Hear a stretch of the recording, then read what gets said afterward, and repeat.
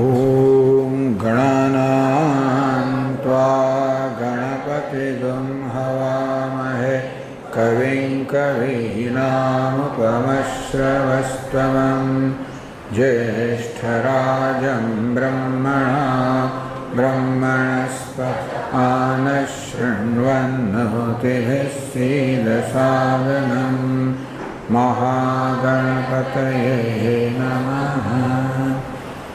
ॐ सुमुखश्चैकदन्तश्च कपिलो गजकर्णकः लम्बोदरश्च विकटो विघ्ननाशो विनायकः धूम्रकेतुर्गणाध्यक्षो भालचन्द्रो गजाननः वक्रतुण्डशूर्पकर्णो हेरम्बस्कन्दपूर्वजः षोडशैकानि नामानि यः पठेत् शृणुयादपि विद्यारम्भे विवाहे च प्रवेशे निर्गमे तथा संग्रामे सर्वकार्येषु विघ्नस्तस्य न जायते।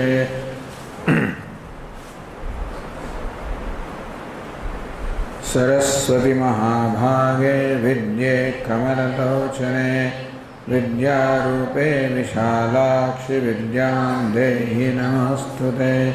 सरस्वती नमस्तुभ्यं वरदे कामरूपिणि विद्यारम्भं करिष्यामि सिद्धिर्भवतु मे सदा। ॐ यो ब्रह्माणं विदधाति पूर्वं यो वै वेदांश्च प्रणोति तस्मै तं देवमात्मबुद्धिप्रकाशं मुमुक्षुर्वै शरणमहं प्रपद्ये। ॐ शान्ति शान्ति शान्तिः। ॐ नमो ब्रह्मादिभ्यो ब्रह्मविद्या सम्प्रदायकर्तृभ्यो वंशर्षिभ्यो महद्भ्यो नमो गुरुभ्यः। सर्वोपप्लवरहितः प्रज्ञानघनः प्रत्यगर्थो ब्रह्मैवाहमस्मि ब्रह्मैवाहमस्मि। ॐ नारायणं पद्मभवं वसिष्ठं शक्तिं च तत्पुत्रपराशरं च व्यासं शुकं गौडपदं महान्तं गोविन्दयोगीन्द्रमथास्य शिष्यं श्रीशङ्कराचार्यमथास्य पद्मपादं च हस्तामलकं च शिष्यं तन्तोरकं वार्तिककारमन्यान्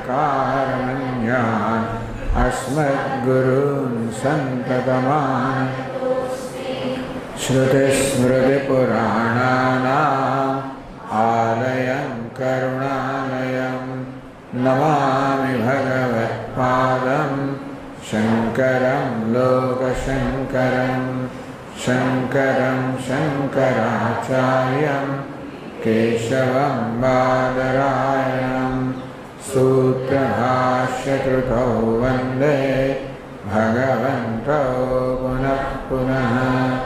ईश्वरो गुरुरात्मेति मूर्तिभेदविभागिने व्योमवद्व्याप्तदेहाय दक्षिणामूर्तये नमः।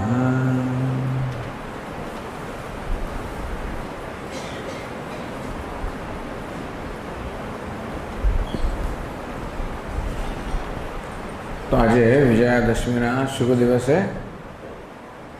આપણે વિદ્યારંભ કરીએ છીએ, વિદ્યાનો આરંભ કરીએ છીએ। વિદ્યાના આરંભ માટે અત્યંત શુભ દિવસ છે। આમ તો વિજયાદશમીના દિવસે કોઈ મુહૂર્ત જોવાનું જ ના હોય, આખો દિવસ અત્યંત શુભ છે।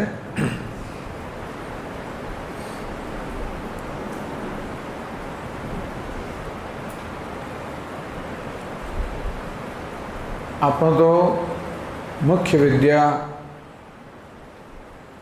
કે મુખ્ય અધ્યયન વેદાંતનું છે. વેદાંત એટલે પ્રસ્થાનત્રયી. જેમ 3 થાંભલા પર કોઈ ઇમારત ઊભી હોય તેવી રીતે આ 3 થાંભલા પર વેદાંતની ઇમારત ઉભેલી છે. એક છે ઉપનિષદ, બીજી છે ભગવદ્ ગીતા, ત્રીજું છે બ્રહ્મસૂત્ર. આ 3 જાણે થાંભલા છે શેના? વેદાંત રૂપી ઇમારતના. પ્રસ્થાનનો અર્થ એવો નથી થતો, પણ આનો અર્થ આવો જ કરવો જોઈએ. કારણ કે આના પર સમગ્ર વેદાંત શાસ્ત્ર અનેક બધા ગ્રંથો રચાયેલા છે આ 3 પર. આમ તો વેદાંત નામ ઉપનિષદ પ્રમાણમ કહેવામાં આવ્યું કે વેદાંત એટલે ઉપનિષદ. ઉપનિષદ એટલે બ્રહ્મ વિદ્યા, એ જ પ્રમાણ છે. ઉપનિષદ શબ્દનો ત્યાં કરવામાં આવ્યો. ઉપનિષદ એટલે જ્ઞાન વૃત્તિ. ઉપનિષદ શબ્દનો અર્થ થાય છે જ્ઞાન. 2 અર્થ થાય છે. એક તો ઉપાસના, બીજો અર્થ થાય છે જ્ઞાન. તો વેદાંત શાસ્ત્ર તો જ્ઞાનને મહત્વ આપે છે. ઉપાસના મહત્વની છે, જ્ઞાનની પૂર્વ તૈયારી રૂપ મહત્વની છે. કર્મયોગ મહત્વનો છે.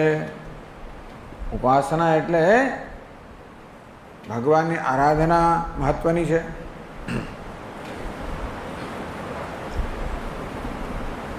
ઉપનિષદ અર્થાત બ્રહ્મ વિદ્યાના અધ્યયન માટેની પૂર્વ તૈયારી રૂપ. કારણ કે કહેવામાં આવ્યું કે આ જ્ઞાન પ્રાપ્ત કરવા માટે આદર્શ રીતે જોવા જઈએ તો સાધન ચતુષ્ટય સંપત્તિ જોઈએ.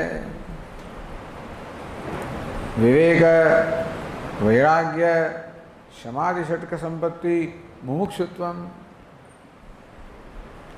આપણા મોટા સ્વામીજી કહે છે કે આવો કંઈ થયો નથી. ટૂંકમાં કોઈ ભાગ્ય જેવો હશે જે આ સાધન ચતુષ્ટય સંપત્તિ પૂર્ણ માત્રામાં ધરાવતું હોય. એટલે કે આપણે એ પ્રાપ્ત કરવાની આપણામાં છે. આપણામાં વિવેક પણ છે, વૈરાગ્ય પણ છે. વિવેક છે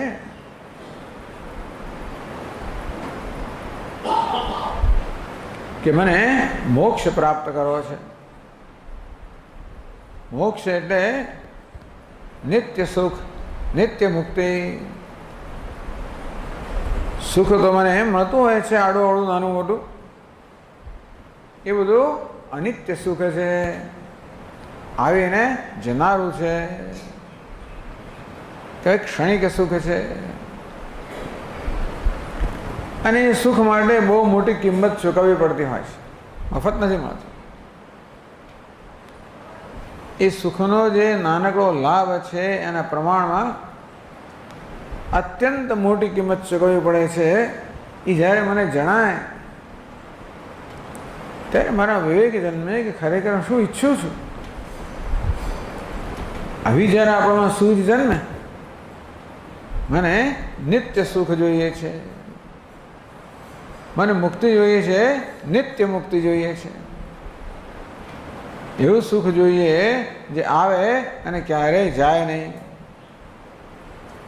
દુઃખ જાય ક્યારેય પાછું ના આવે, આવું મને જોઈએ. જોઈએ છે. આ પ્રકારની ઈચ્છા લઈને જ આપણે જન્મ્યા છીએ. પણ આપણા હૃદયમાં શું ઈચ્છા છે એની મોટે ભાગે આપણે સમજ નથી. આ તો સામાન્ય રીતે આપણે આપણી જાતને સમજવાનો પ્રયત્ન કરતા નથી હોતા. એ તો વળી પૂર્વના પુણ્ય કર્મ પાકે અને કોઈક મહાપુરુષના સંપર્કમાં આવીએ અને આપણું ધ્યાન દોરવામાં આવે કે શું ઈચ્છે છે, ત્યારે પછી આપણામાં ટ્યુબલાઇટ થાય કે હું તો આવું ઈચ્છું છું, હું તો નિત્ય સુખી છું.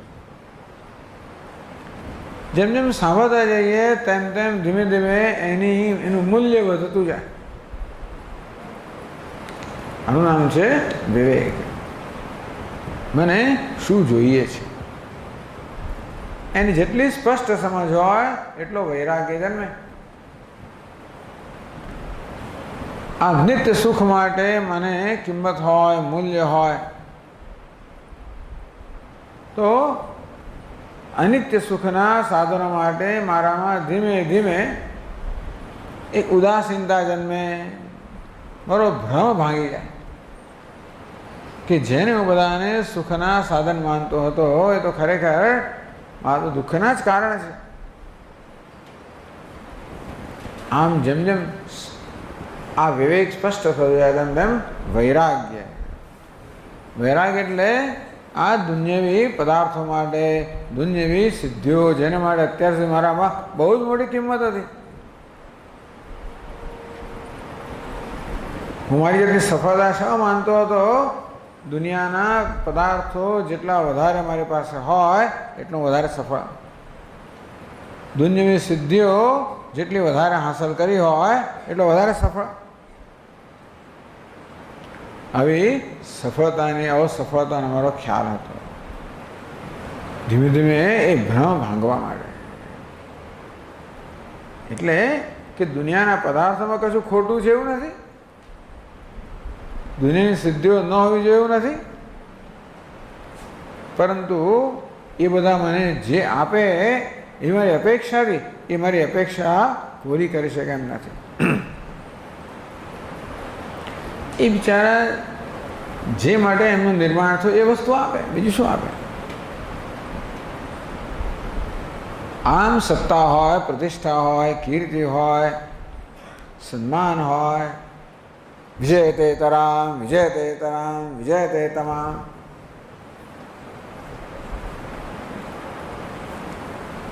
કંઈક સંતોષ આપે, અહંકારને સંતોષ આપે.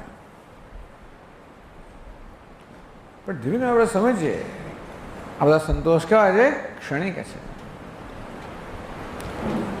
એટલે અત્યાર સુધી મારા અહંકારને પોષવાનો પ્રયત્ન કરતો હતો, અહંકારને જ આગળ ધરવાનો પ્રયત્ન કરું, અહંકારની સિદ્ધિમાં મારી જાતની સિદ્ધિ સમજ્યું. પછી ખબર પડી કે અહંકાર તો બનાવટી વસ્તુ છે, આત્મા હોવાનો માત્ર દેખાવો કરે છે, એ કે સાચો આત્મા નથી. આમ જેમ જેમ સમજ પડતી જાય તેમ તેમ મારો સફળતા વિશેનો ભ્રમ ભાંગતો જાય. સફળતા તો મને જોઈએ છે, પણ કોને સફળતા કહેવાય એના વિશે મારો જે ખ્યાલ હતો એ ભ્રમ ભરેલો ખ્યાલ હતો, ખોટો ખ્યાલ હતો. આમ જેમ જેમ આ મારામાં સ્પષ્ટ થતું જાય તેમ તેમ વૈરાગ્ય વધારે વધારે દ્રઢ થતો જાય, પરિપક્વ થતો જાય. અને જેટલે અંશે વૈરાગ્યમાં પરિપક્વતા આવે એટલે અંશે મનમાં શાંતિ જન્મતી જાય.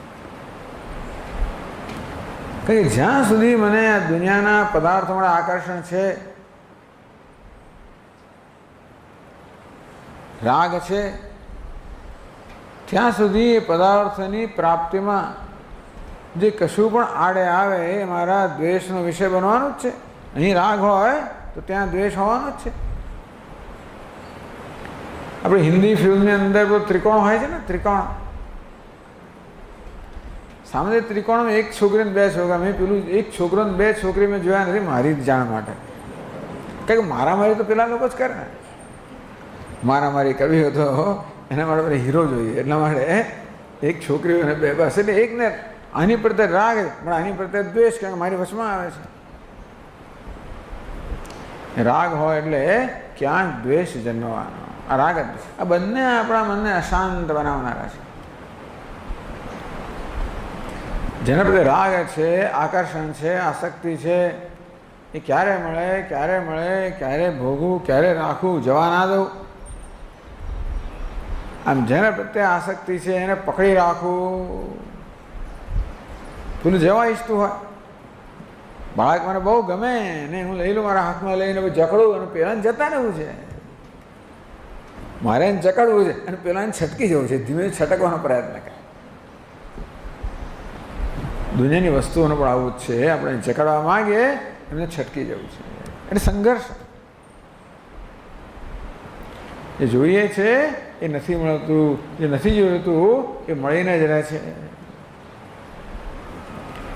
આમ જ્યારે આપણી સમજ ખોટી હોય ત્યારે આપણી અગ્રિમતા પ્રાયોરિટી ખોટી હોય, જીવનમાં જે મહત્ત્વનું નથી એને મહત્ત્વ અપાતું હોય અને જે મહત્ત્વનું છે એની ઉપેક્ષા થતી હોય.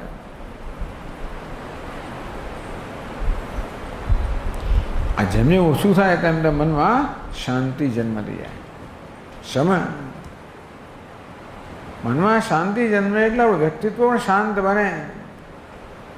હાથમાં, પગમાં, વાણીમાં, આંખોમાં બધામાં જે ચકળ વકાતા જે એકદમ આવી ચંચળતા છે બધી ધીમે ધીમે ઓછી થાય. ઇન્દ્રિયો પર પણ ધીમે ધીમે આપણો કાબુ આવતો જાય. શમ દમ આપણું વ્યક્તિત્વ અંતર્મુખ બનતું જાય ઉપરમાં. પછી ધીમે ધીમે આપણામાં આપણે વધારે વધારે જ્યારે ઉદાર થતા જઈએ. શ્રીમદ ભાગવતના એકાદશ સ્કંદમાં કહ્યું પરસ્વભાવ કર્માણી ન પ્રશંસેત ન ગર્હયેત, કે બીજા જે કરતા હોય એની પ્રશંસા પણ ન કરો અને નિંદા પણ ના કરો. વ્યવહારમાં જોવા જઈએ તો પણ બીજા લોકો જે કરતા હોય એ પોતાના સ્વભાવ પ્રમાણે કરતા હોય છે. પ્રકૃતિ યાંતિ ભૂતાની, બધા ભૂતો, બધા પ્રાણીઓ, બધા જીવો પોતાની પ્રકૃતિનો પોતાના સ્વભાવનું જ અનુસરણ કરતા હોય. એટલે કે પોતાના સ્વભાવથી જુદી રીતે વર્તવાની માણસને સ્વતંત્રતા જ નથી. ટૂંકમાં આપણને અણગમતું વર્તન હોય તો પણ આપણે અંદર વિચારીએ કે વ્યક્તિ જે વર્તન કરે છે એ પ્રકારનું વર્તન ન કરવાની વ્યક્તિને સ્વતંત્રતા નથી, કારણ કે સ્વભાવ એવો છે. પર સ્વભાવ કરવાણી, કૂતરા પાસે શું અપેક્ષા રાખી? ભસે જ ને શું અપેક્ષા રાખી? વીંછીઓ તો કર દે, મચ્છર કર દે, કંઈક ગુસ્સે થવાનું હોય.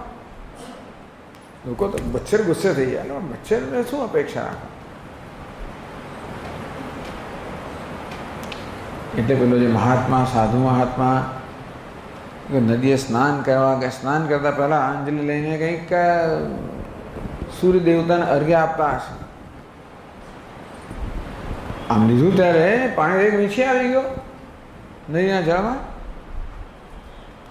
એમની આંખો બંધ હતી, પેલો કરડ્યો એટલે ખ્યાલ આવ્યો. એટલે ભાઈ વીંછીને પકડીને એ નદી કિનારે મૂકવા ત્યાં પછી પેલો પડી ગયો, હાથ ધ્રુજી ગયો. વીંછી તણાઈ જાય પહેલાં ફરી એમણે હવે પોતાની જાતે, હવે પોતાની ઈચ્છાથી એમણે પોતાની હથેળીમાં લીધો. પણ વીંછી તો બહુ જ ઝડપી હતો, સીધો ડંખ માર્યો કે એને ભય લાગે કે અમારું શું કરશે, પાછો પડ્યો.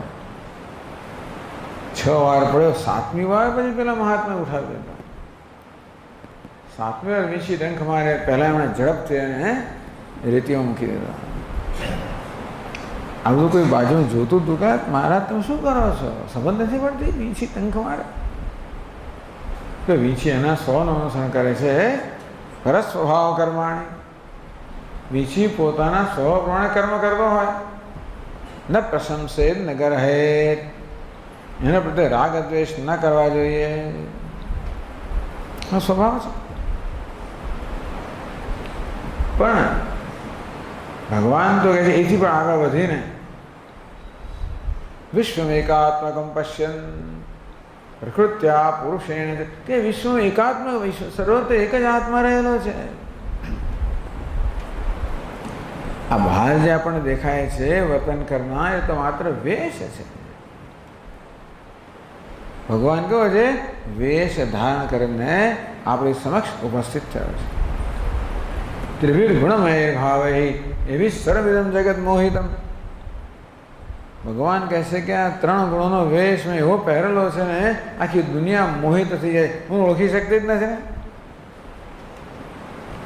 ભગવાને વેશ ધારણ કરીને એવી અસર કે આબેહૂબ અભિનય કરી રહ્યા છે કે લોકો એમને ઓળખી શકતા જ નથી. પરમ ભાવમ અજાનંત મમ ભૂત મહેશ્વરમ. ભગવાન કે મારો જે પરમ ભાવ, મારો સ્વભાવ છે ઓળખી શકતા નથી.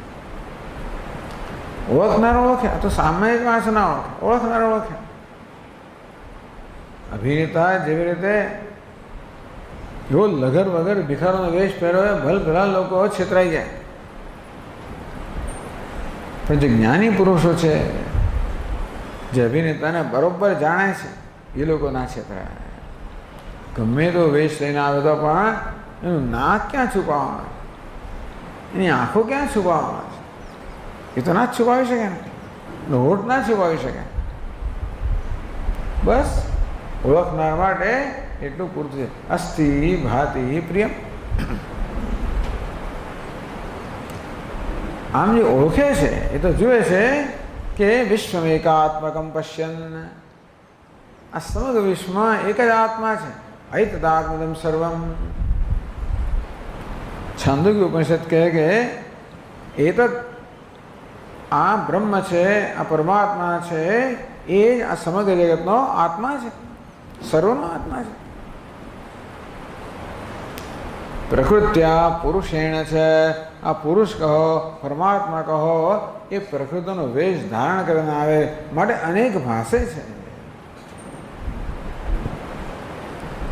આમ આપણા અનુભવમાં અનેકતા છે,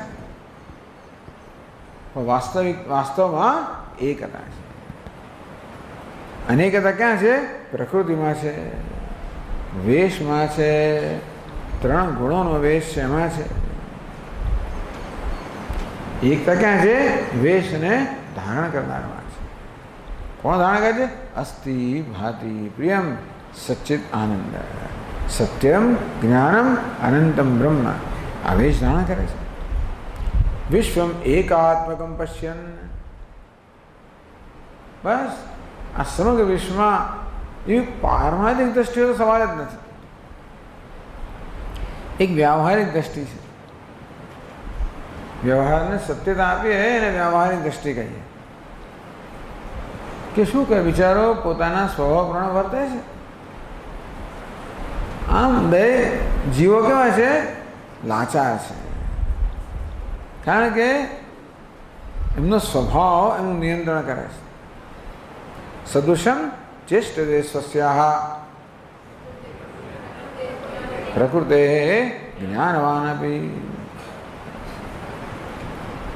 સ્વસ્યાહ પ્રકૃતે સદૃશમ ચેષ્ટતે. બધા પોતાની પ્રકૃતિથી જ નિયંત્રિત છે. એક દ્રષ્ટિ થઈ.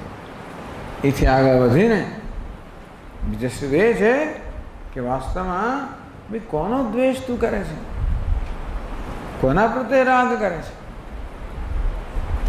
તું દ્વેષ કરે છે એ પણ એ રૂપમાં તું જ છે. જેના પ્રત્યે આસક્તિ ધરાવે છે એ રૂપમાં તું જ છે. આપણે ખબર જ નથી કે આપણે આપણો દ્વેષ કરી રહ્યા છીએ.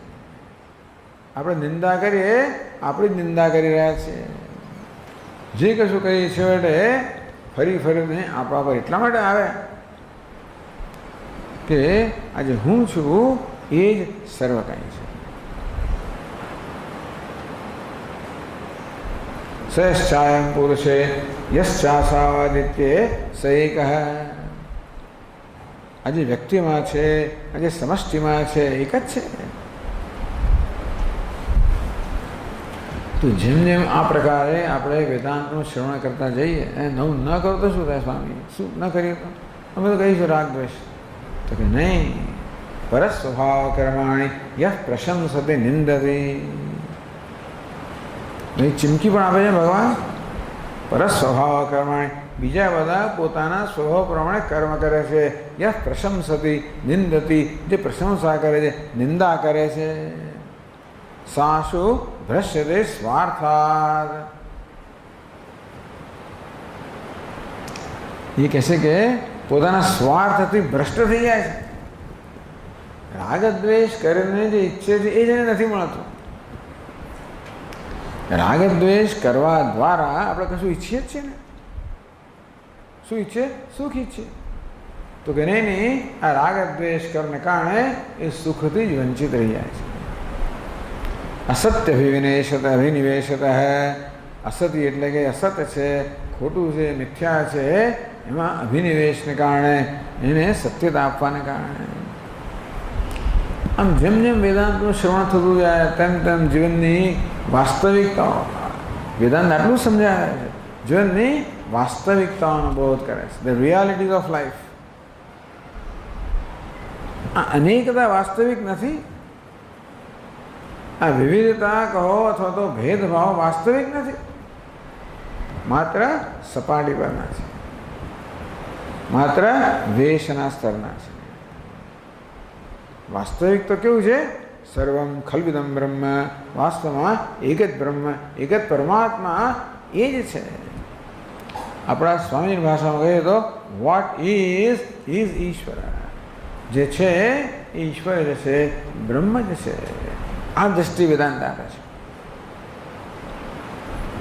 આ દ્રષ્ટિ હોય તો કોઈ પ્રશ્ન રહેતો જ નથી જીવનમાં. જીવનમાં કોઈ પ્રશ્ન, પેલી ખુરશીઓ છે ને પાછળ થોડી જરા મૂકો ત્યાં. આપણા મિત્રો બધા આવે ટેલતા ટેલતા ધીમે ધીમે.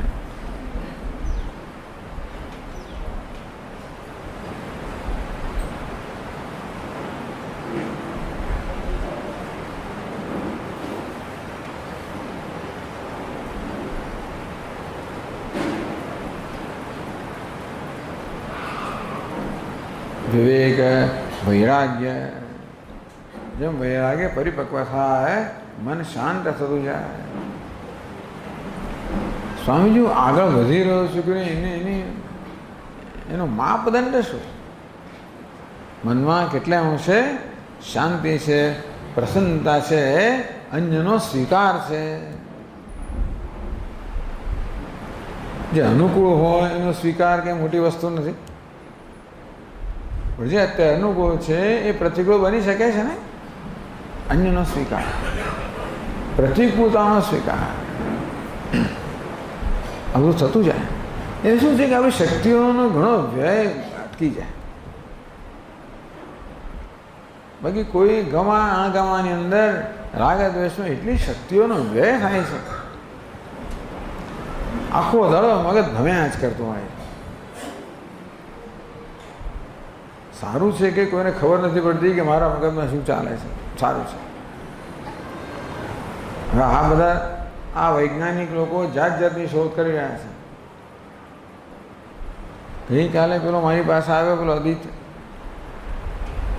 એક નવી વસ્તુ પર કામ કરવાનો છે કે આપણા મગજની અંદર જે બધા ન્યુરોન્સ સિગ્નલ આપે છે એને કોઈક રીતે માપે તો ખબર પડે કે ભાઈ અંદર શું ચાલી રહ્યું છે. એ બધી બહાર ખબર પડે. જો આપણા મગજમાં શું ચાલે જાણી ગયા તો બહુ બહુ ત્રાસ થઈ જવાનો.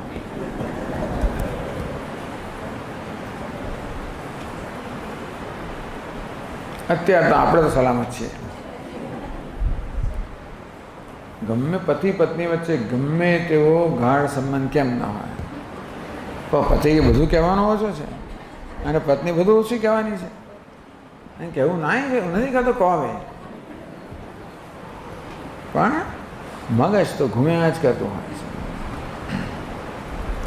આ શક્તિઓનો વ્યય થાય છે. જેમ જેમ ક્ષમા ધમા ઉપરમાં આવે તેમ તેમ આ શક્તિઓનો સંચય થાય. આંતરિક શાંતિ પ્રાપ્ત થાય, આંતરિક પ્રસન્નતા પ્રાપ્ત થાય. આપણામાં ઉદારતા જન્મે. ઉદારતા જન્મે એટલે અન્યનો સ્વીકાર થતો જાય, સંઘર્ષ ઓછો થતો જાય, વ્યવહાર પણ સુંદર થતો જાય. એટલે આ આધ્યાત્મિક ઉન્નતિનું આપણને ફળ તો મળે જ, વ્યવહારમાં પણ મળે. આપણો વ્યવહાર પણ ધીમે ધીમે ધીમે વ્યવહારમાં એક સંવાદિતા આવતી જાય, સંબંધો સુધારતા જાય. અંદર તો પ્રસન્નતા મળે, બહારની પ્રસન્નતા મળે. કારણ કે બહાર પ્રસન્નતા શામાંથી આવે છે? બીજા લોકોમાંથી આવે છે. જેટલા આપણા સંબંધોમાં સંવાદિતા હોય, સુમેળ હોય, એટલા અંશે એ સંબંધો આનંદ આપનાર હોય છે ને. આગળ કહ્યું હશે કે આ લોકોએ શોધખોળ દ્વારા જાણ્યું કે આપણા જીવનનું 80% સુખ તો આ સંબંધોમાંથી આવે છે. બાકી આ બધા દૂધપાક ને પૂરી બીજું ખરું, ટીવી ને ફલાં કેટલી 20%, એ બધામાં કેટલું સુખ મળે છે? 20%. બાકી 80% સુખ, અને તેથી 80-160% દુઃખ. 80% સુખ સંબંધમાંથી આવે. પણ એ સંબંધ જો આપણે, કારણ કે જો આપણે પનારે પડ્યું કંઈક કહેવાય પણ નહીં અને સેવાય પણ નહીં, તો એ સંબંધો મહાન દુઃખનું કામ. એટલે આપણું મોટાભાગનું દુઃખ પણ એમાંથી જ આવતું હોય છે. અત્યારે આપણું મોટાભાગનું દુઃખ પણ સંબંધોમાંથી જ આવતું હોય છે. પણ આપણો જેમ જેમ ઉદારતા વધે, જેમ જેમ આપણે બીજા પ્રત્યે વધારે સ્વીકાર થતો જાય, એવું નહીં કે આપણે અંદર ઉપકાર કરીએ, એવું નહીં, અંદર સમજે છે. અને તેથી આપણે આપોઆપ સ્વીકાર થાય. બીજાનો સ્વીકાર કર્યો એટલે કામ થઈ ગયું. દુઃખ શેમાં છે? અસ્વીકારમાં. આપણે ક્યારે દુઃખી થઈ જઈએ? કોઈ આપણે જેવા છીએ તેવો સ્વીકાર ના કરે તો આપણે હર્ટ થઈ જઈએ, આપણી લાગણી દુભાય. હર્ટ એમાંથી જ જન્મે, આપણો સ્વીકાર ના થયો. હું જેવો છું તેવો મારો સ્વીકાર નહીં થતો, જેવી છું તેવો સ્વીકાર નથી થતો. આમ સાડીને પેલી સાડી પહેર, આમને પેલું કર, આ વસ્તુની પેલી વસ્તુ બનાવો, આમ આપણે કરીએ એ બધું જુદી વાત છે. પણ અંદરથી આપણને ગમે નહીં. અંદરથી તો આપણે જેવા છીએ તેવું કોઈ સ્વીકારીને એની કદર કરનારું હોય. સ્વીકારવું એટલે કદર કરે, ખુશ થાય. આપણે જેવા છીએ એનાથી કોઈ ખુશ થતો હોય તો આપણે એથી વધારે કઈ મોટી ખુશી છે? હા, આપણે આપોઆપ જ સ્વીકાર કરતા થઈએ, બીજા આપણાથી ખુશ થાય તો એ આપણે ખુશ કરે. બીજા ખુશ થાય તો એનો આપણે શું લાભ મળે? ઇનામ મળે. બીજા આપણને ખુશ કરે. હા, Vedanta in present day practical life. Vedanta શું છે? પ્રેક્ટિકલ વસ્તુ છે. જીવન જીવવાની એક જ રીત છે ખરેખર. તો વેદાંત શાસ્ત્ર અપેક્ષા રાખે છે કે આપણામાં ભાઈ સાધન ચતુષ્ટ સંપત્તિ હોય, ન હોય તો આપણે સતત એને આપણામાં વિકસાવવા માટે પ્રયત્નશીલ હોવા જોઈએ. એમાં આપણે એની ઉપેક્ષા ન થવી જોઈએ, એ પ્રત્યે બેદરકારી ન જોઈએ. સતત મનમાં આ પ્રકારની એક સાવધાની જોઈએ. મારો વૈરાગ્ય કેવો છે? મારા શમ દમ, મારો આત્મસંયમ કેટલો છે? મારામાં કરુણા કેટલી છે? મારામાં અન્યનો સ્વીકાર કેટલો છે? સતત આની આપણે નોંધ લીધા જોઈએ. અને ખરેખર તો આપણું સર્વૈયું એનાથી જ નીકળવું જોઈએ. આમ તો સર્વૈયું કાઢે જમા અને ઉધારનો, પણ આપણું સર્વૈયું છે ને નીકળે કેટલે અંશે ગયા વર્ષ અને આ વર્ષ વચ્ચે શું તફાવત પડે. મારી આ મૂડીમાં કેટલો વધારો થયો, કેટલો ઘટાડો તો ના થાય સારું, પણ કેટલો વધારો થયો કે ના થયો. એટલે આ તો આપણે જાગૃત હોઈએ એ સમયે સતત આ સાધના ચાલતી હોય અંદર.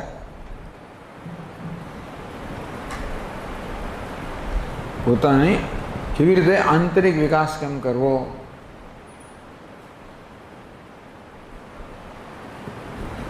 આવી જાતની જ્યારે મનની સ્થિતિ હોય અને પછી જ્યારે ઉપદેશ કરવામાં આવે તત્વમસી, તું બ્રહ્મ છે, બ્રહ્મવા ઇદમ અગ્રાસી તદાત્માનમેવાવેત અહમ બ્રહ્માસ્મિતિ તસ્માત સર્વમ અભવત ઇતિ. ઉપનિષદ કહે છે કે જે આપણી સમક્ષ આ સાધક બેઠેલો છે કે બેઠેલી છે એ વાસ્તવમાં અત્યારે બ્રહ્મ જ છે. અર્થાત આપણે બ્રહ્મ બનવાનું છે એમ નથી, આપણે બ્રહ્મ જ છીએ એવા વિશેની હકીકત વાસ્તવિકતા છે. બ્રહ્મવા ઇદમ અગ્રે આસીત, એને જ્ઞાન થયું એ પહેલાં પણ એ બ્રહ્મ જ છે. જેમ પેલા 10મા છોકરાને જ્ઞાન થાય કે 10મો, એ પહેલાં 10મો જ છે ને, એના મનમાં ભ્રમ છે કે 10મો ખોવાઈ ગયો છે, હું 9મો છું અને તેથી 10માને શોધ્યા કરે છે. તે વખતે પણ એ 10મો જ છે. તદાત્માનમેવાવેત અહમ બ્રહ્માસ્મિતિ. 10માની શોધ ચાલી રહી છે, કેટલી બધી શોધખોળના પરિણામે પણ મળતો જ નથી, અત્યંત નિરાશા વ્યાપી ગઈ છે. તે વખતે આપણું સદનસીબ હોય અને કોઈક વળી કરુણામાં એક કૃપાળુ વ્યક્તિ આવી જાય, કૃપાળુ પણ હોય અને ઢાંકણવાળી પણ હોય, બંને વસ્તુ જોઈએ. આપતા આપતા એટલે જેને જ્ઞાન છે અને જે નિસ્વાર્થ છે, જેનામાં કરુણા છે. તો યુક્તા આયુક્તા અલુક્ષા ધર્મકામા સ્યુઃ. વૃક્ષ નથી. આવી કોઈ વ્યક્તિ આવી જાય, ગમે તે વ્યક્તિ આવે તો કશું ના થાય. આવી કોઈ વ્યક્તિ આવે કે આ બધા છોકરાઓ બિચારા દુઃખી છે, એના મનમાં કંઈક દાજ જન્મી કે શું થયું, હવે પૂછે કે કેમ દુઃખી શું થયું તમને, ત્યારે કથા કહેવામાં આવે અને ગણતરી કરવામાં આવે અને તરત એમને ખબર પડે કે ક્યાં આગળ દુખે છે. આ બધું દુખે પેટ અને કૂટે માથું.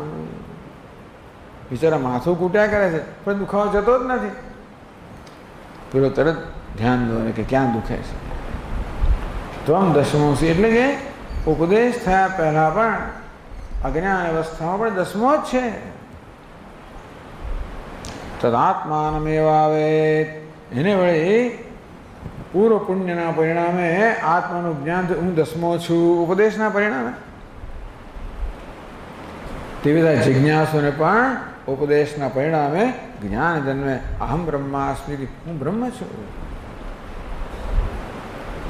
મુખ્યત્વે તો આપણું ધ્યાન દોરવાની જરૂર છે. જેમ પેલાના મનમાં ભ્રમ ભરાઈ ગયેલો કે હું તો 9મો છું, ધ્યાન દોરવાની જરૂર હતી કે તું 9મો નથી 10મો છું. તું 9મો છો ભ્રમ કેમ જન્મ્યો? કારણ કે તું આ ઘણી ઘણીને આવા નિર્ણય પર આવે છે. ક્યાં ભૂલ છે તરફ ધ્યાન દોરવામાં આવ્યું. તેવી રીતે આપણે પણ હું જીવાત્મા છું, અલ્પ છું, દીન છું, હીન છું, સુખી દુઃખી છું, કરતા ભોગતા છું, સંસારી છું, જન્મ મૃત્યુને અધીન છું, પરતંત્ર છું, પરવશ છું. આ પ્રકારે આપણા વિષયના આવા ખ્યાલ આપણે ધરાવીએ છીએ અને ચારેય બાજુ શોધ કરીએ છીએ. સ્વતંત્રતા કેમ મળે, સુખ કેમ મળે, સ્વાધીનતા કેમ મળે. પણ શોધખોળ સફળ થતી નથી. તો કંઈક આવી રીતે આપણા પૂર્વ પુણ્ય પાકે અને વળી એને પરિણામે મહાપુરુષ સંશય મનુષ્યત્વમ મુમુક્ષુત્વમ મહાપુરુષ સંશય. આ મનુષ્ય દેહ પ્રાપ્ત થયો, ભગવાનની મહાન કૃપા. એમાં પછી મોક્ષ માટેનું મૂલ્ય જાગૃત થયું, વિવેક જન્મો, એથી વધારે મહાન કૃપા. અને પછી આપણને ઉપદેશ કરનાર, આપણું ધ્યાન દોરનાર, ધ્યાન દોરવાની જરૂર છે. દસમો તો છે ધ્યાન, બ્રહ્મ તો છે, ધ્યાન દોરવાની જરૂર છે. એટલે તું ક્યાં જુએ છે? તું પીરબાઈ જોઈને નક્કી કરે કે તું નવમાં છું, એટલે તારી તરફ જો, તારી જાતને ગણતરીમાં લે. હું પણ તેવી રીતે બીજે જોઈને નક્કી કરું છું કે હું કોણ છું. આ શરીર તરફ જોઉં છું, નક્કી કરું છું કે મારો જન્મ થયો, મારું મૃત્યુ થવાનું છે, હું મર્ત્ય છું. આ નક્કી કર્યું શરીર તરફ જોઈને. મન તરફ જોઈએ, સુખી છું, દુઃખી છું, ભૂખ્યો છું, તસ વગેરે વગેરે, સફળ છું, આ બધા અનેક પ્રકારના ખ્યાલો આપણે ધરાવીએ છીએ. ક્યાંથી આવ્યા? એ બીજે જોવાને કારણે. તારી તરફ જો, આટલું જ મુખ્યત્વે કરે છે. દૃશ્ય વિવેક, દ્રષ્ટા અને દૃશ્યનો વિવેક, આત્મા અનાત્મ, આત્મા અને અનાત્માનો વિવેક.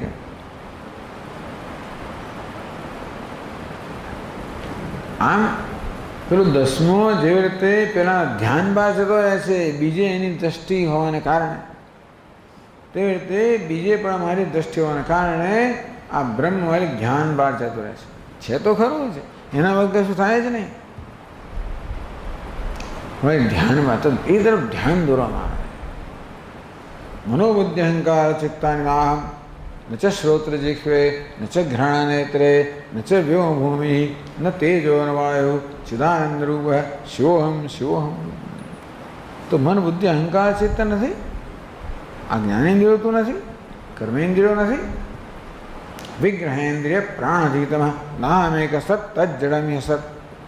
વિગ્રહ એટલે સ્થૂળ શરીર, ઇન્દ્રિયો, પ્રાણ, બુદ્ધિ, અજ્ઞાન, નાહમ, આવું નથી. એ બધા કહેવાય છે અસત છે, જળ છે, હું તો ચેતન છું. એ અનેક છે, હું એક છું. એ મિથ્યા છે, હું સત્ય છું.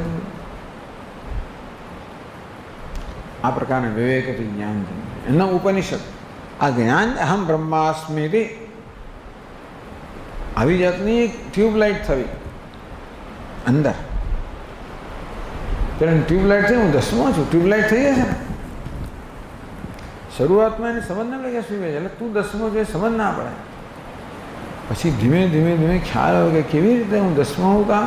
પછી ખ્યાલ આવે ટ્યુબલાઇટ છે કે હું દસમો છું.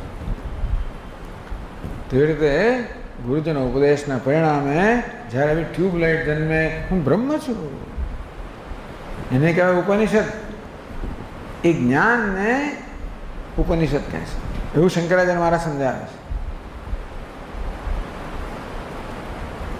સ્વામી તમે તો ગ્રંથનું ઉપનિષદ, તમે કોઈ ઈશાવાસ્ય ઉપનિષદ, એ તો ખરો. પણ જે ઉપનિષદ મુખ્ય જ્ઞાન છે, બ્રહ્મ જ્ઞાન છે, બ્રહ્મ વિદ્યા છે, એનું આ પ્રતિપાદન કરે માટે ગૌણ અર્થમાં આ ગ્રંથને પણ ઉપનિષદ કહેવામાં આવે છે. આમ પ્રસ્થાનત્રય, આ ત્રણ જે છે ને, પેલા થાંભલા છે, સ્તંભ, જેના પર વેદાંતની આ ઇમારત ઉભેલી છે. એમાં પહેલું છે ઉપનિષદ. એ મુખ્ય છે ખરેખર, એ પ્રમાણ છે. એમણે બ્રહ્મસૂત્ર, ગીતા વગેરે પ્રમાણ ખરા. ક્યારે? એ જો ઉપનિષદને સંમત હોય તો. એ ન હોય તો બીજી કોઈ વસ્તુ, બીજી બધી સ્મૃતિ કહેવાય. બ્રહ્મસૂત્ર એ સ્મૃતિ જ કહેવાય, અને ભગવદ્ ગીતાને તો સ્મૃતિ જ કહી રહ્યા છે.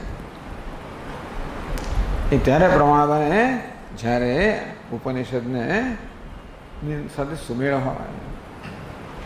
પ્રસ્થાન અંતેથી આપણે વિદ્યારંભ કરીએ ત્યારે આ દરેક પ્રસ્થાન કંઈ કંઈ એક અંશ આપણે લેતા હોઈએ.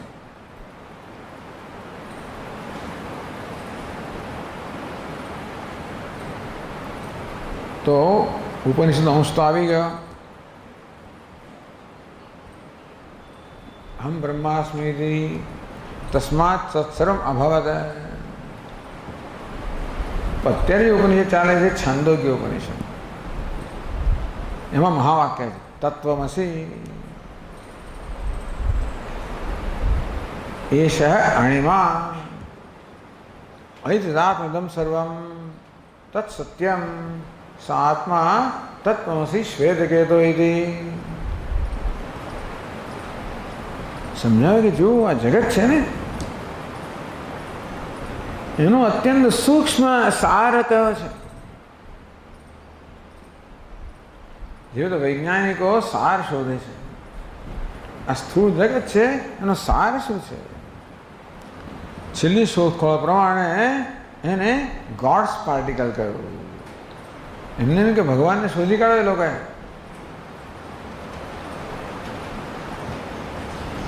પણ આપણે એને ભગવાન માનતા નથી. ભગવાન તો ચેતન હોય, જડ ના હોય, પાર્ટિકલ ના હોય.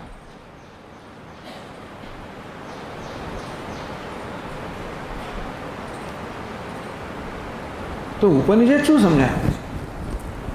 આ જગતનું જે સાર તત્વ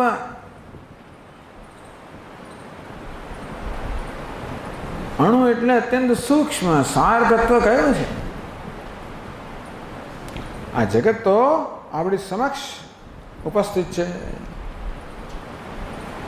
વૈજ્ઞાનિકો એની શોધખોળ કરે અને જાત જાતના નવા નવા પાર્ટિકલો લઈ આવે. વેદાંત શાસ્ત્રે તો શોધખોળનો ઉત્તર આપેલો જ છે. શું ઉત્તર આપ્યો છે? આ જગતનું જે સત્ય છે, જે સૂક્ષ્મ સાર તત્વ છે, એ સત્ય છે. એ જગતનો આત્મા છે. તત્વમસી હે શ્વેત કહેતું તે તું છે ને, બહાર ફાફા ના મારીશ. એ બ્રહ્મ છે એટલે બહાર આજુબાજુ ના જોઈશ, બહાર ફાંફા ના મારીશ. તત્વમસી જે જગતનો આત્મા છે, જે સત્ય છે, જે જગતનો આત્મા છે, એ તું છે. મહાવાક્ય ઉપદેશ. જે જ્ઞાન પ્રાપ્ત કરવાથી એ તદ બુદ્ધવા બુદ્ધિમાન સ્યાત કૃતકૃત્યસ્ય ભારત. જે જ્ઞાન પ્રાપ્ત કરે મનુષ્ય મુક્ત બને. તસ્ય તાવદેવ ચિરમ યાવન્ન વિમોક્ષે. ક્યાં સુધી? આ જ્ઞાની પુરુષ મુક્ત થઈ ગયો. આ જ્ઞાનથી જ્ઞાની પુરુષ મુક્ત બની જાય. જીવન થશે ત્યારે જ મુક્ત બની ગયા. બી શેનાથી મુક્ત બન્યો? તો કે બધા કલ્પિત બંધનોથી. કોઈ સાચું બંધન નહોતું, કલ્પિત ભ્રમથી મુક્ત બન્યા. એતદ બુદ્ધવા બુદ્ધિમાન સ્યાત કૃતકૃત્યસ્ય ભારત. જ્ઞાની પુરુષ કૃતકૃત્ય બને, કંઈ કરવાનું બાકી ના રહે. કેવી નિરાશ થઈ જાય ને. કંઈ વાસણ ઘસવાના બાકી ના રહે, કંઈ કપડાં ધોવાના બાકી ના રહે, કંઈ રસોઈ કરવાની બાકી ના રહે, કશું બાકી જ ના હોય, બધું થઈ ગયું હોય. કેવો સંતોષ છે આપણે, બધું થઈ ગયું.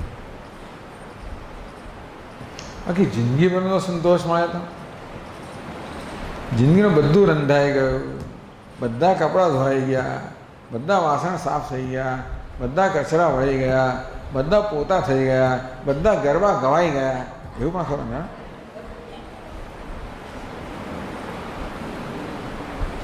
ચલો ભાઈ ચલો, રાજપથમાં મોડું થઈ જાય છે, ભાગો.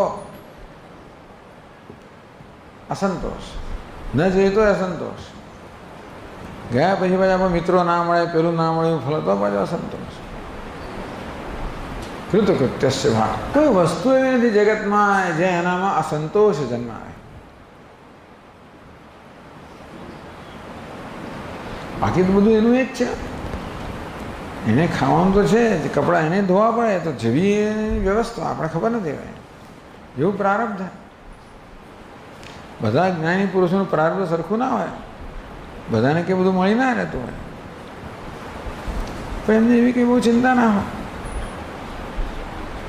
યોગક્ષેમમ, ભગવાનને એમની ચિંતા થાય. જે પોતાની ચિંતા ના કરતો હોય એની ચિંતા કોણ કરે? ભગવાન કરે. આપણે આપણી ચિંતા કરીએ તો છેવટે આપણે બધું કરવું પડે. ભગવાન કહે તું કર બીજા,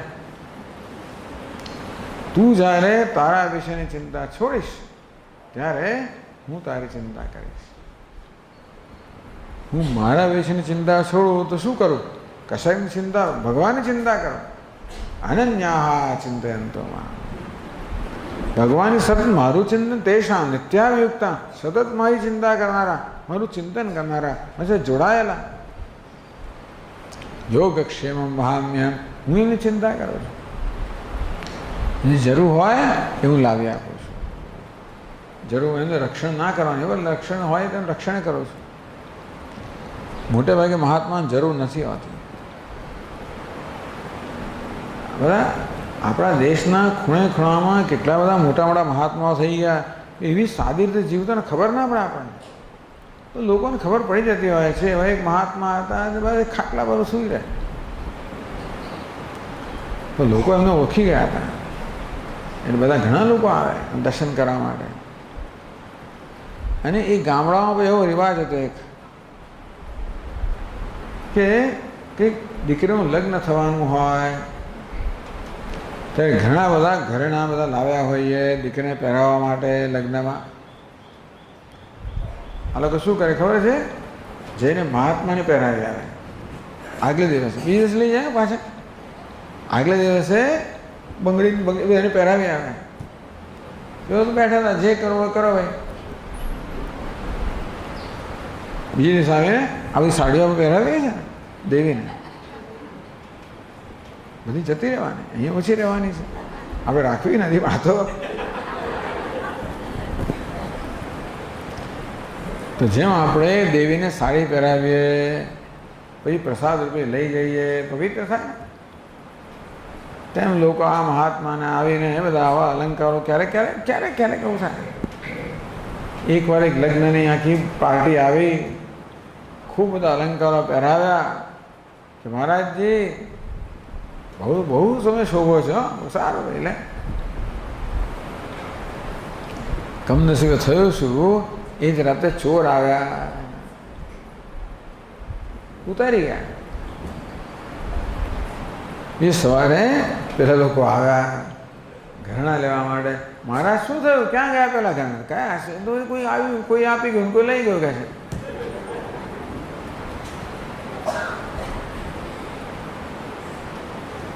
એટલે આમ તો એમને કોઈ જરૂરત ના હોય, છતાં કંઈક નાની મોટી જરૂરત હોય તો ભગવાન પૂરી કરે. કૃતકૃત્યસ્ય ભારત તસ્માત સર્વ અભવત. બૃહદંગ ઉપનિષદ કે આના પરિણામે સર્વ બની ગયો. અર્થાત ક્યાંય ભેદભાવ રહ્યો નહીં, ક્યાંય અલગતા રહી નહીં, કંઈ પરાયા પણ ન રહ્યો. આવું ઉપનિષદ શીખ. આજ બધું વેદાંત આ જ શીખવે છે. એ વસ્તુ ભગવદ્ ગીતામાં શીખવે. ક્ષેત્રજ્ઞમ ચાપી મામ વિદ્ધિ સર્વક્ષેત્રેષુ ભારત. હે ભારત, હે અર્જુન, ક્ષેત્રજ્ઞમ ચાપી મામ વિદ્ધિ સર્વક્ષેત્રેષુ, બધા જ ક્ષેત્રમાં, બધી જ ઉપાધિમાં, બધા જ વ્યક્તિત્વમાં. ક્ષેત્રજ્ઞમ ચાપી મામ, હું ક્ષેત્રજ્ઞ છું, હું આત્મા છું. ભગવાન હું નારાયણ સર્વનો આત્મા છું. એ જ આપણને ઉપદેશ ભગવદ્ ગીતા આપે. ભગવદ્ ગીતા ઉપદેશ જરા બહુ મધુર રીતે આપે. એટલું ઉપદેશ આપે, સાથે સાથે એ ઉપદેશને કેવી રીતે મેળવવો, એની પૂર્વ તૈયારી કેમ કરવી, એને કેમ પચાવવો, આ બધું પણ આપે ભગવાન. તો ભગવદ્ ગીતા શા પર રચાય છે? ઉપનિષદ પર. સર્વોપનિષદો ગાવ દુગ્ધા ગોપાલનંદન પાર્થો વત્સ સુધીર ભોક્તા દુગ્ધમ ગીતામૃતમ મહત.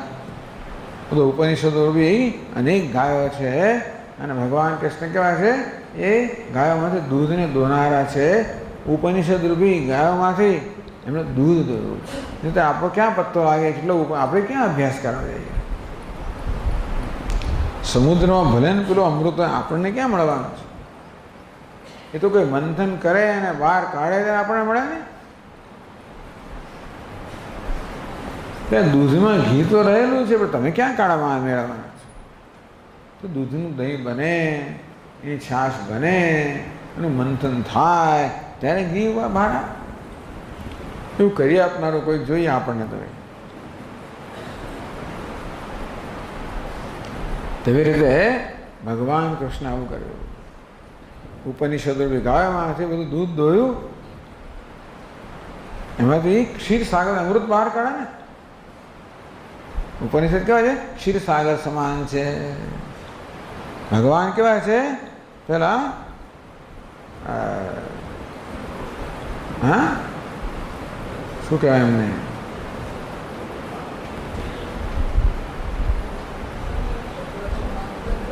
અરે ભગવાન કલશ લઈને બહાર આવે ને, ધન્વંતરે. હા, કલશ લઈને આવે. આમ કૃષ્ણ ભગવાને આપણને અમૃત, ગીતા અમૃતમ મહત, ગીતા અમૃતનું આપણે પાન કરાવે છે. એટલે આપણે બહુ શોખો ના કરવી પડે.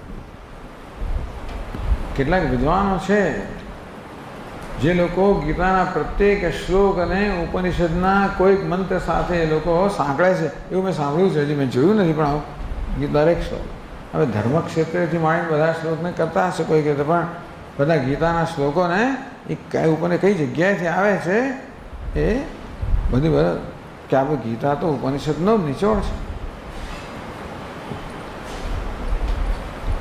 એ વસ્તુ બ્રહ્મસૂત્ર કહેવાય. બ્રહ્મસૂત્ર જેમાં આ બ્રહ્મરૂપી સૂત્રમાં જ આખું જગત પરવાયેલું છે. ભગવાન કહે કે સમગ્ર જગત મારામાં પરવાયેલું છે. જેવી રીતે કોઈ સૂત્રમાં મોતી પરવાયેલો, તેવી રીતે બ્રહ્મસૂત્ર. આ બધા ઉપનિષદ છે ને, બહુ સુંદર સુંદર બધા, એક બહુ સુંદર આપેલી પુષ્પની માળા સમાન છે. એ માળા જે સૂત્ર છે કયું છે? બ્રહ્મ, પરમાત્મા. એ જ એનો મુખ્ય વિષય છે. ઉપનિષદના મંત્રો છે બધા સુંદર સુંદર સુગંધીદાર પેલા પુષ્પ સમાન છે. એટલે ઉપનિષદ રૂપી બગીચામાંથી સુંદર સુંદર બધા પુષ્પ મંત્રો જે છે એ બધા છૂટવામાં આવ્યા અને એક સુંદર માળા બનાવે, બ્રહ્મસૂત્ર. એટલે ઉપનિષદમાં જે દર્શન આપવામાં આવ્યું છે એ આપણને યુક્તિપૂર્વક સમજાવે, બ્રહ્મસૂત્રમાં સંશય દૂર કરે. ઉપનિષદ, ભગવદ્ ગીતા, બ્રહ્મસૂત્ર એ મૂળ ગ્રંથો. એના પછી અનેક ગ્રંથો રચાયા. આત્મપુરાણ શેમાંથી આવ્યું? એમાંથી જ આવ્યું. એના પર રચાયેલું, ઉપનિષદ પર રચાયેલું. જાગ્રત, સ્વપ્ન, સુષુપ્તિ. જાગ્રતના અભિમાની આત્માને વિશ્વ કહેવાય, સ્વપ્નના અભિમાની આત્માને તેજસ કહેવાય, સુષુપ્તિના અભિમાની આત્માને પ્રાજ્ઞ કહેવાય. એ ત્રણનું અધિષ્ઠાન કોણ છે? તો કે તુરીય. એનો અત્યારે ઉપદેશ ચાલે છે. ક્યાં? આત્મપુરાણમાં. તો લઘુ વાસુદેવ મનનમ એવું જ છે. લઘુ વાસુદેવ મનનમનો એક ગ્રંથ છે જે આપણે હમણાં શરૂ કર્યો. એ તત્વબોધની મોટી આવૃત્તિ છે. તત્વબોધ, વેદાંત સાર, પંચદશી, આ બધા ગ્રંથો છે ને. તત્વબોધ, વેદાંત સાર, પંચદશી, આ બધા ગ્રંથો મોટા મોટા ગ્રંથો છે. એમાંથી સરસ સંકલન કરીને મનનમ, આ બધા મનન કેમ કરવું? એક વાસુદેવાનંદ સરસ્વતી મહારાજે એક મનન નામનો ગ્રંથ લખ્યો. બહુ મોટો ગ્રંથ. એટલે એમના કોઈ શિષ્યએ એને એ ગ્રંથને યાર ટૂંકાવીને લખ્યો લઘુ વાસુદેવ મનનમ. વાસુદેવાનંદ સરસ્વતીજીએ જે મનન કર્યુંનું લઘુ રૂપ આપ્યું, એમાં વેદાંતના બધા સિદ્ધાંતોનું સુંદર નિરૂપણ કરવામાં આવ્યું, એકડે એકથી માંડીને. એટલે અત્યાર તો આપણે જે બધું વર્ષોથી શીખીએ છીએ ને, હવે પેલું વર્ષોથી શીખતા આવ્યા હોય એટલે ઘણીવાર આખું એક સમગ્ર ચિત્ર આપણી પાસે ના હોય. પંચદશી આપણે શીખતા 10 વર્ષ થયા હતા, 5-7 વર્ષ થયા હોય તો ત્યાંથી શરૂ કર્યું, ક્યાં વચ્ચે આવ્યું કે ભૂલી જઈએ ને આપણે, ગીતા જ ભૂલી જતા હોઈએ છીએ ને. એટલે ક્યારેક ક્યારેક વેદાંત આપણે બહુ શ્રવણ કર્યું, તો ક્યારેક ક્યારેક આવા પણ ગ્રંથ હોય જે સમગ્ર વેદાંતને એક ફલકમાં લઈને આપણને એક સમગ્ર દૃષ્ટિ પ્રદાન કરે. લઘુ વાસુદેવ મનનમ એ પણ એવો જ ગ્રંથ છે.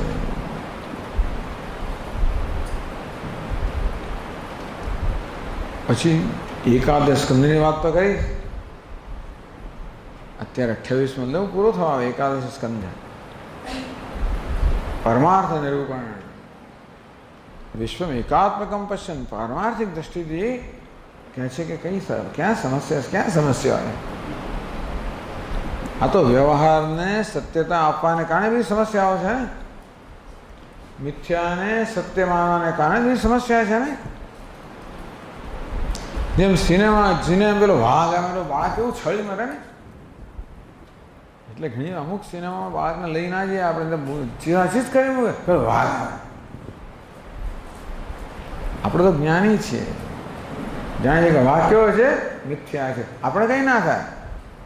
પેલું બાળક કેવું છે, એ મિથ્યા વાઘને સત્ય માને છે અને બિચારું છળી મારે છે. તેમ આ મિથ્યા જગતને સત્યતા આપવાના કારણે આપણે છળી જ મરતા હોઈએ છીએ, બહુ દુઃખ સુખ પડતું હોય છે. મિથ્યાને મિથ્યા રવે જાણીએ તો કોઈ સમસ્યા ના રહે. આ પરમાર્થ નિરૂપણ. ત્યારે ભાગવતની સ્તુતિનો ગ્રંથ ચાલે છે બધા. હમણાં જ બ્રહ્માજીએ કરેલી સ્તુતિ પૂર્ણ થઈ. આ દેવતાઓ અને દાનવો ક્ષીર સમુદ્રનું મંથન કરે પહેલા દેવતાઓ ભગવાન પાસે ગયા ભગવાનની મદદ માટે. તો બ્રહ્માજી બધા દેવતાઓ લઈને ભગવાન જ્યાં છે ત્યાં ગયા અને ભગવાનને જગાડવા પડે ને, તો એ તો ઊંઘતા જ હોય જ્યારે જુઓ ત્યારે. એમનું પેટનું પાણી હાલતું નથી, એ પૃથ્વી પર આટલી ધમાલ થાય છે, એમનું પેટનું પાણી હાલતું નથી. આપણે હલાવવું પડે. હિન્દુસ્તાન જેવું જ છે શું કામ કે કોઈને પેટનું પાણી હાલે જ નહીં, કશું ના. આજે જ વાંચ્યું કે હિન્દુસ્તાનમાં દર વર્ષે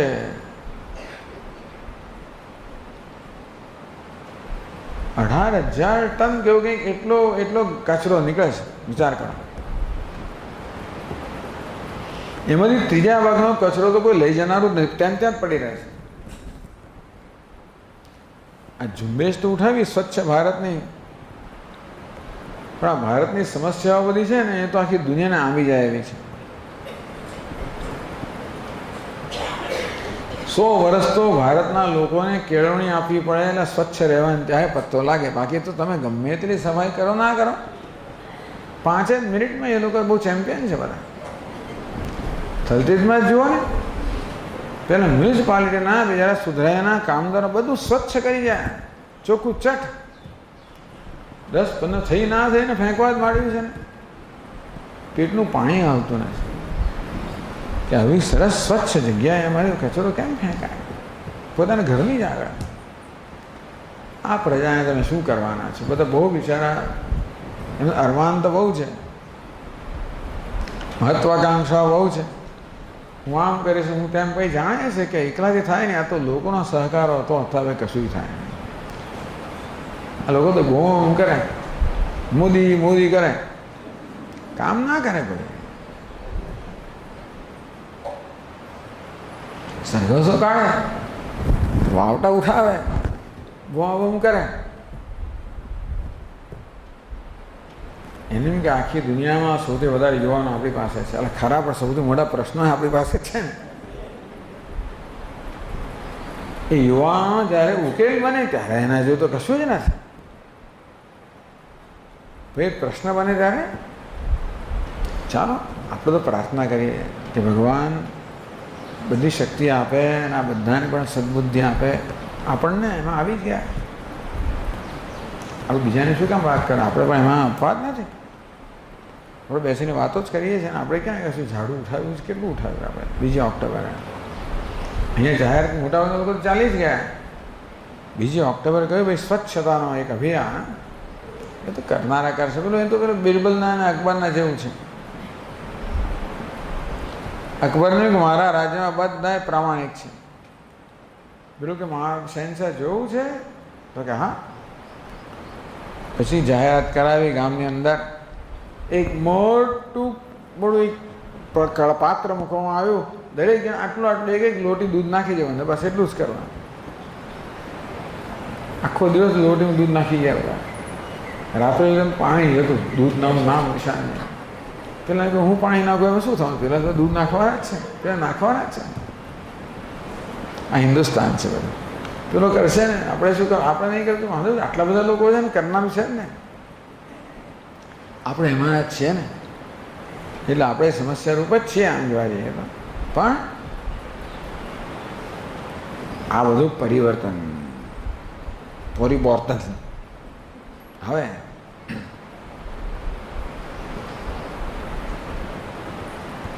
એટલે ભગવાન તો એના પેટનું પાણી હાલતું નથી. શું તો અહીં શું ચાલે છે? જે ચાલતું ચાલો, રંજાળ ચાલતો હોય બધો, એને ઉઠાડવો પડે. જ્યારે ઉઠે એની સ્તુતિ કરીએ ત્યારે એ બ્રહ્માજી ભગવાનની સ્તુતિ કરે છે. પુરુષ સૂક્તની સ્તુતિ કરે છે. પણ એ પુરુષ સૂક્તનો અનુવાદ બહુ સુંદર કરવામાં આવે. 12 શ્લોકોની અંદર ભગવાનના વિરાટ સ્વરૂપનું વર્ણન કરે છે. પુરુષ સૂક્તમાં ભગવાનના વિરાટ સ્વરૂપનું વર્ણન છે ને. ચંદ્રમા મનસો જાત હૈ, ચક્ષો સૂર્યો અજાયત. આ ચંદ્રમાં ભગવાનનું મન છે, આ સૂર્ય એમના ચક્ષુ છે. મુખાદ ઇન્દ્રશ્ચાર નિશ્ચય, પ્રાણાદ વાયુ રજાયત. આ અગ્નિ છે, ભગવાનનું મુખ છે. બ્રાહ્મણ પણ મુખ છે, ઇન્દ્ર પણ મુખ છે. આ વાયુ એમનો શ્વાસ છે, વગેરે વગેરે.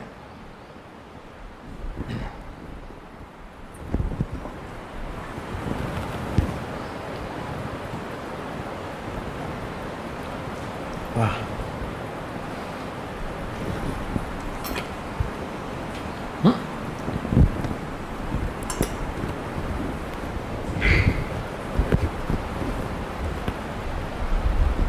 તો આ પ્રકારે પુરુષ વિરાટ પુરુષની સ્તુતિ કરે છે બ્રહ્માજી. એમ જેને કહે કે સૂર્ય આપનો ચક્ષુ છે, સૂર્યના મહિમાનું વર્ણન કરે. જો સૂર્ય દેવતા છે તો કે સૂર્ય દેવતા તો આ જે દેવયાન માર્ગ છે એનો પ્રકાશક છે. પ્રકાશમય દેવતા છે. એ બધા લોકોને બ્રહ્મલોકમાં લઈ જનારા છે. દેવયાન દેવતાઓ પાસે લઈ જનારા છે સૂર્ય દેવતા. અગ્નિનો મહિમા ગાય. અગ્નિ કેવો છે તો જો સમુદ્રની અંદર એ વડવા નલ રૂપે છે. તેવી રીતે આપણા જઠરમાં પણ એ જઠરા જે આપે બધું પચાવી નાખે. આવું અગ્નિ જેનું મુખ છે, આવું સૂર્ય જેના ચક્ષુ છે, વગેરે. આમ શ્રીમદ ભાગવતની સ્તુતિ. હવે શું બાકી રહ્યું? હા, અનુભૂતિ પ્રકાશ. વેદાંત સાર તો આવી જ ગયું. વેદાંતના ઉપનિષદ પ્રમાણ વેદાંત સાર ત્યાં ઋષિકેશમાં ચાલે છે. બરાબર છે. અને કાયવરણમાં શું ચાલે છે? કાયવરણમાં હા, અનુભૂતિ પ્રકાશ. બરાબર છે. ઉપનિષદ પ્રકાશ, અનુભૂતિને જ ઉપનિષદ કહે છે. એટલે ભિન્ન ઉપનિષદનો પ્રકાશ પાડે છે. આપણે ત્રીજી શિબિર પણ એક સારી વસ્તુ એ છે અનુભૂતિ પ્રકાશમાં કે દર વર્ષે નવો નવો જ વિષય હોય. આ અનુભૂતિ પ્રકાશના ગ્રંથકાર છે વિદ્યારણ્ય સ્વામી. જેમણે પંચદશી રચના કરી એ જ વિદ્યારણ્ય સ્વામી. એમનું આપણે જીવન મુક્ત વિવેક તો કરી ગયા, પછી આ અનુભૂતિ પ્રકાશ એ એક એક ઉપનિષદ લે, એના પર પ્રકાશ પાડે. તો ઋગ્વેદમાં ઐતરેય ઉપનિષદ લીધું, યજુર્વેદનું તૈત્રીય ઉપનિષદ લીધું, સામવેદનું છાંદોગ્ય ઉપનિષદ લેશે. કયો? 6થો અધ્યાય. હમણાં જેની વાત કરી આપણે તત્વમસી, એ અનુભૂતિ પ્રકાશનો પણ વિષય રહેશે. અનુભૂતિ પ્રકાશ. વ્યાકરણ એ આપણો વિષય નથી. મેં વ્યાકરણ આપણે સૂત્રો વાંચી છીએ, એથી બધા આગળ કંઈ છે એમાં, એનો પ્રવેશ નથી ભાઈ.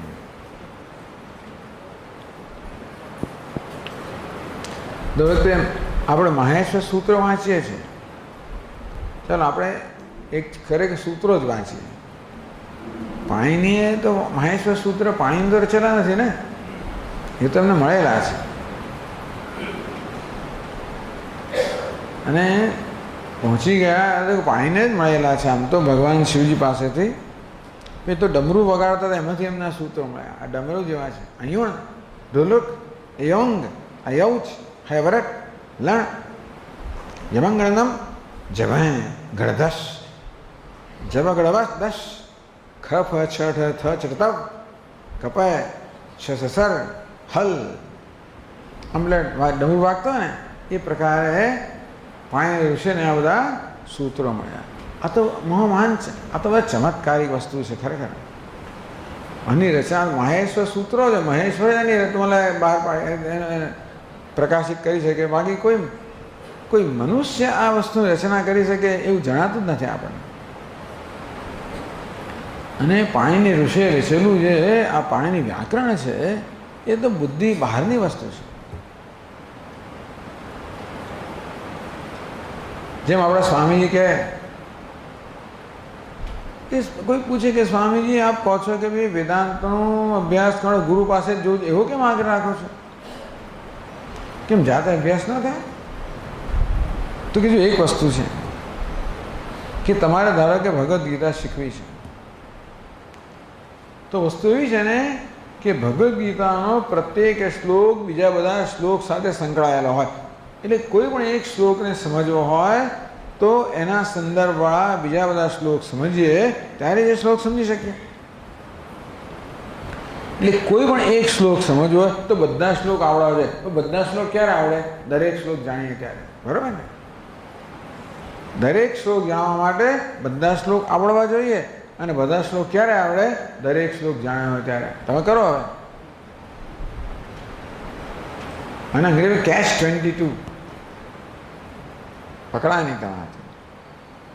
એટલા જ માટે આપણે કોની પાસે જવું પડે? જેને બધા જ શ્લોકોનું જ્ઞાન છે એ જ આપણને દરેક શ્લોક જે છે એનું ઉદ્ઘાટન કરી શકે, નહીં તો ના કરી શકે. તેવી રીતે પાણીની સૂત્ર, એક સૂત્ર ક્યાંનું ક્યાં જોડાયેલું હોય, ક્યાં છે ને ક્યાં છે. હવે એમનું મગજ કેમ ચાલતું હશે? આ મનુષ્યની બુદ્ધિની ઉપજ છે. દુનિયાભરમાં કોઈ થયું નથી ને થવાનું નથી. તો મનુષ્યની બુદ્ધિની આ જે પરાકાષ્ઠા છે હવે ક્યાંય દુનિયામાં નથી. એટલે ઇન્ટેલેક્ચ્યુઅલ અચીવમેન્ટ પ્રાણીની શ્રેષ્ઠ ગણાય છે. આવા એક સૂત્ર જાણવું હોય તો કેટલા 4000 ને કેટલા સૂત્રો છે? 4000 લગભગ સૂત્રો છે. એક સૂત્ર ક્યારે સમજ પડે? પેલું જાણો, પેલું જાણો, પેલું જાણો. પેલું ક્યારે ખબર? પેલું જાણો, એ ક્યારે ખબર? આમ કરતા એટલે ક્યારે પત્તો લાગે આપણા?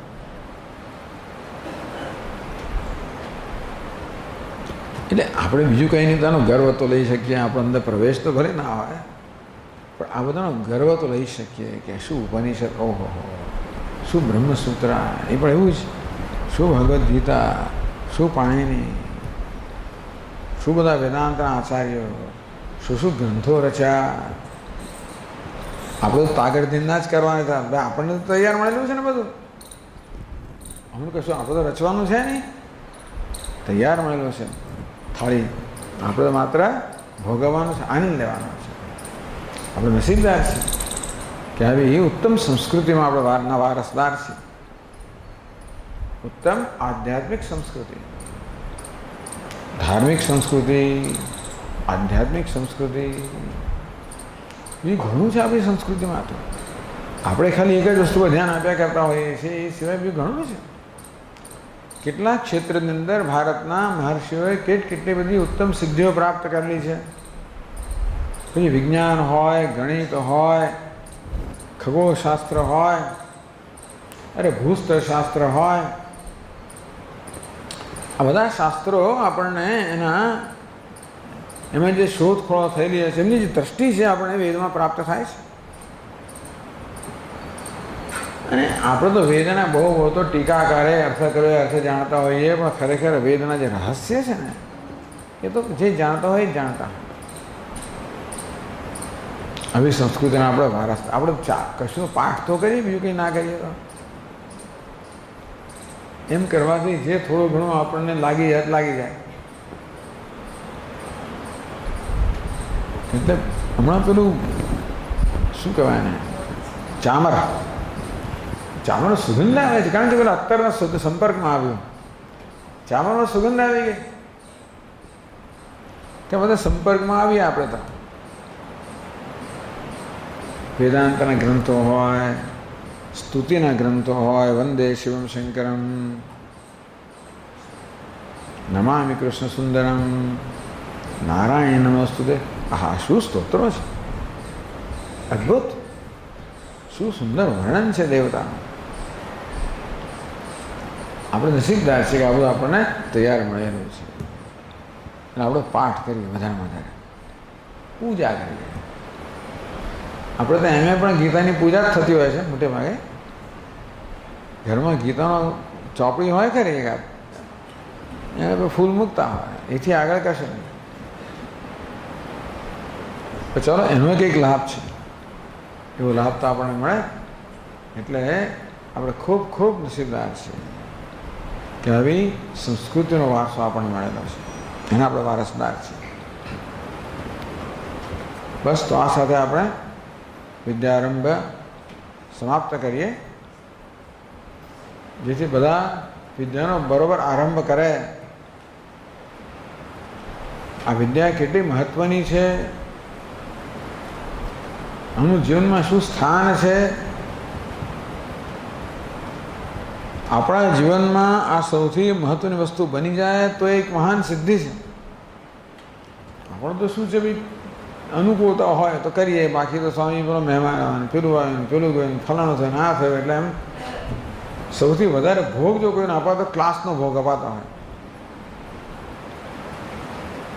કે બીજી બધી વસ્તુ મહત્વની છે. પણ એવું થાય કે આપણા જીવનમાં આ સૌથી મહત્વનું બને, બીજું બધું ના હોય એવું કંઈ ગૌણ હોય, મહત્વનું તો પણ એક મહાન એક સિદ્ધિ હશે. બસ પ્રાર્થના કરીએ કે આપણામાં આ પ્રકારનો વિવેક જન્મે. શું અગત્યનું છે, શું અગત્યનું નથી, અગત્યની વસ્તુઓ અગત્યતા પ્રાપ્ત કરે, બીજી વસ્તુઓ એનું પોતાનું સ્થાન પ્રાપ્ત કરે. એ પ્રકારે આપણા હૃદયની અંદર આ વિવેકે જન્મે તો આપણું જરા વધારે વેગીલી આપણી ગતિ થાય, એવી ઈશ્વરને પણ પ્રાર્થના કરીએ. ઓમ પૂર્ણમદ પૂર્ણમિદમ પૂર્ણાત પૂર્ણમુદચ્યતે પૂર્ણસ્ય પૂર્ણમાદાય પૂર્ણમેવાવશિષ્યતે. ઓમ શાંતિ શાંતિ શાંતિ. શંકરં શંકરાચાર્યં કેશવં બાદરાયણં સૂત્રભાષ્યકૃતૌ વંદે ભગવन्तौ પુનઃ પુનઃ. ઈશ્વરો ગુરુરાત્મેતિ મૂર્તિભેદવિભાગિને વ્યોમવદ્વ્યાપ્તદેહાય દક્ષ दक्षिणामूर्तये नमः। ओम शांति शांति शांति। हरि ओम। श्री गुरुभ्यो नमः। हरि ओम।